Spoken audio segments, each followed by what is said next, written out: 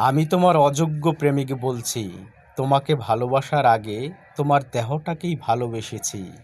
এ সত্যটাকে আমি কিছুতেই অস্বীকার করতে পারছি না।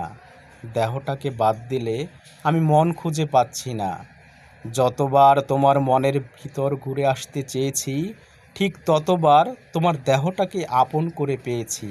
আমি তোমার অযোগ্য প্রেমিক বলছি। তোমার দেহটাকে ভোগ করার আগে তোমার অর্থ, সম্পদ, বংশজাতি দেখেছি। মানুষের অর্থনৈতিক ছাপ ফুটে ওঠে তার দেহ সৌন্দর্য কারুকার্যের মাঝে। দরিদ্র নারীর দেহ সৌন্দর্য আমাকে মুগ্ধ করে না। গর্ধঘামে অস্থির সুগন্ধিহীন নারীর প্রতি আমার যৌনতা কোনো কালেই কাজ করে না। আমি তোমার অযোগ্য প্রেমিক বলছি। তুমি কেমন আছো?